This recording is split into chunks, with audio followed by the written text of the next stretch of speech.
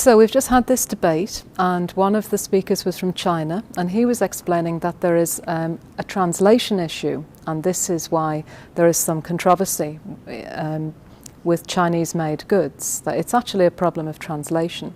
And I'm wondering whether this whole debate about the use of certain terminology is actually a product of China's ascendancy, both as a user of leather, a manufacturer of leather goods, and finally, also as a consumer. What do you think? I certainly think that China's importance in the global market has of course contributed to create this confusion about the issues with regard to terminology.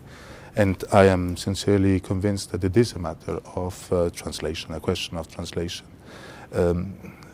China's importance also as a market for leather and leather products is also the reason why this is now emerging with more force. Problems with terminology have existed all over the time and all over the world in all markets, but probably the issue that has been explained by our Chinese colleague with regard to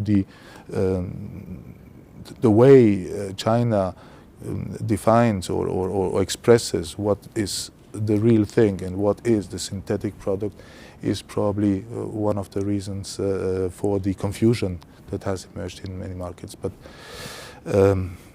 China is an important market, but there are also many of the products, and China is also an important producer, and many of the products that China produces are sold also on the European, the US markets, the South American markets, and it is very important also for China to understand that it is in some cases a violation of the rules of laws in certain markets if a product is promoted and commercialized with a term that is illegal in certain markets.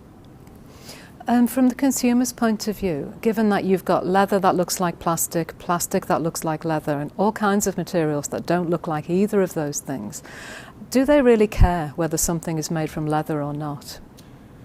I would like to tell you that the consumers care very much because leather has fantastic properties and performance characteristics that no other material can match.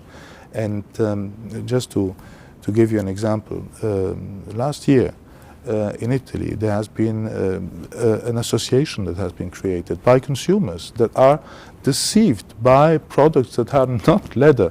It is called Unicopel, and I think it is an excellent initiative that consumers have developed in order to try to find their rights actually on the markets. That's very important. How can the synthetics industries and the leather industry cooperate in order to reach a consensus on this kind of terminology? Well, we have done, from the leather industry, we have done our bit in terms of terminology. We have standardized the terms that are in the leather sector. We have not only a very good terminology standard, but also a linguistic application of these standards so that we know how to promote products with what terms. So, for instance, you can only use the term leather if it is the material that has been maintained original in its original fibrous structure and not when it has been decomposed into particles or fibers.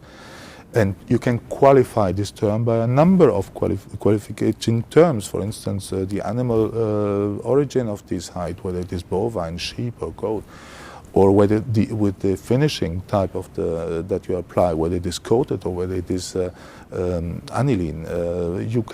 So there is a whole world around the use of the term that is correct.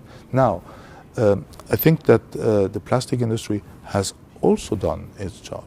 The only thing that we need to check and to verify together, the plastic industry and the leather industry, whether there are not any reciprocal faux pas, whether there is any standardized term that is in the plastic industry applying a term or terminology that is relating to leather, which would be certainly unfair.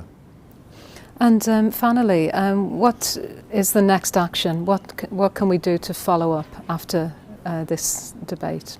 Precisely, we're going to have a meeting together with our Chinese colleagues and with the International Tennis Organization. We're going to follow up this discussion in Beijing, where our Chinese colleagues have managed to arrange the meeting with the technical committee of for the standardization in the plastics industry, and where we're going to try to find an understanding on trying to communicate and to define and describe better the respective terms, so that there is less confusion in the market.